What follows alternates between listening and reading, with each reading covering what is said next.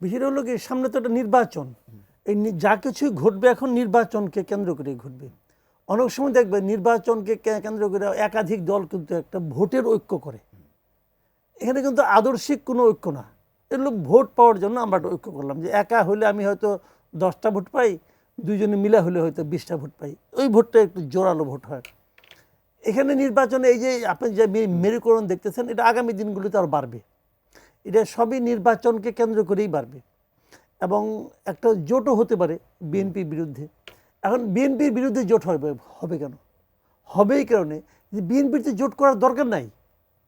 BNP তো already একটা জোটের মধ্যে আছে, তার সঙ্গে কিছু তার দল টল আছে, কিছু অন্য বিভিন্ন ক্ষুদ্র দল আছে, তারা মিলে তো তারা ভালোই আছে। তাদের তো নতুন করে আর ভোট পাওয়ার দরকার। তারা হিসাব করে দেখছে যে এই যা আছি আমি, এটা নিয়ে আমি ক্ষমতায় যেতে পারবো। হিসাবে ভুল হতে পারে, কিন্তু হিসাব চেঞ্জ হতে পারে অনেক কিছুই, কিন্তু তারা তো আজকের হিসাব নিয়েই তো আজকের পদক্ষেপটা নিবে।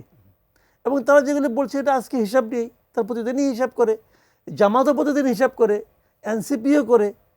এনসিপির এক লিডার তো বলে পড়ছিল যে বিএনপি নাকি 50 থেকে 100টা পাবে, তারা পাবে 200। এখন এই কথা শুনে কি বিএনপি লাভ দিয়ে আগুনে পড়বে নাকি? তো বলছে তারাও হিসাব করছে। কে বলছে? ওই লোকটা মানসিক সুস্থতা কী পরিমাণ থাকতে পারে, তারা একটা নিজেদের মতো করে হিসাব করছে। হিসাব করে তো চুপ করে বসে রয়েছে। এনসিপিও তো ওরা বিশ্বাস করে কিনা আমার সন্দেহ আছে। তো যা হোক, তারপরেও কিন্তু একটা হিসাব নিকাশ হবে। এখন ওই দিকে জোট কি হবে, যারা বলতেছে দেখবেন আপনি একই ধরনের কথাবার্তা বলে, এই একই ধরনের কথাবার্তা যারা বলে তারা একই ধরনের জোটে যাবে, এটাতে বোঝা যাচ্ছে। এখন নির্বাচনের কথা বলে বিএনপি একটা বলে, আর কেউ বলে না। একনন সোপ দেশের নাম্বার 1 হালাল অ্যান্টিব্যাকটেরিয়াল সোপ, ন্যাচারাল ব্যাকটেরিয়ালাইসিসের সুরক্ষায় ফ্রেশ ও অ্যাক্টিভ সবসময়। কারণ সবাই চিন্তা করে যে বিএনপির সারা দেশে বিএনপির বিরুদ্ধে এক ধরনের আমরা যদি একটা নেগেটিভ ইমেজ বিএনপির তৈরি করতে পারি, এবং তারা চেষ্টা করতেছে, কিছু কিছু ক্ষেত্রে সফলও হচ্ছে, কিন্তু কিছু কিছু ক্ষেত্রে সফল হচ্ছে। এবং তারা বলছে, যেমন ওই দিনই তো জামাতের আমির বলেই ফেলাইলো, এই যে মব ভায়োলেন্স, সে কিন্তু পাটগ্রামের উদাহরণ দিল।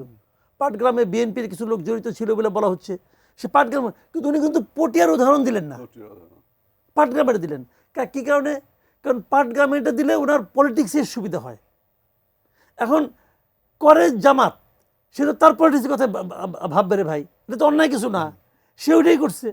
এখন এর বিপরীতে যে বিএনপির যেটা ভূমিকা রাখতে হবে, সেটা বিএনপি যদি ভালোভাবে রাখতে পারে তাহলে বিএনপি ভালো করবে, আর যদি ভালোভাবে রাখতে না পারে খারাপ করবে।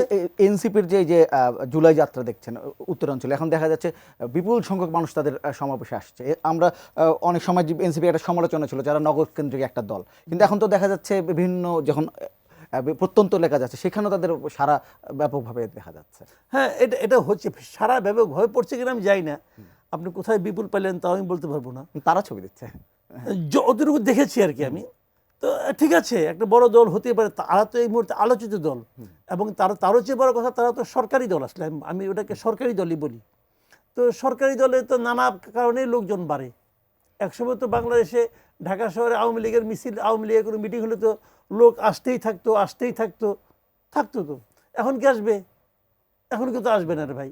কাজে সরকারে থাকলে পরে কিছু তো সুবিধাভোগী থাকেই, আসতে পারে। আমি এনসিপিকে খাটো করে দেখছি না কিন্তু, বাট এদের ব্যাপারটা হলো যে তারাও চিন্তা করতেছে, তারা একা যে পারবে এটা এনসিপি নিজে মনে করেন। ওই একজন মানে উনি মনে করছেন কেন আমি জানি না, পাটোয়ারি সাহেব, উনি কী বিবেচনায় করছেন আমি জানি না, কিন্তু এনসিপি নিজেরাও মনে করে না।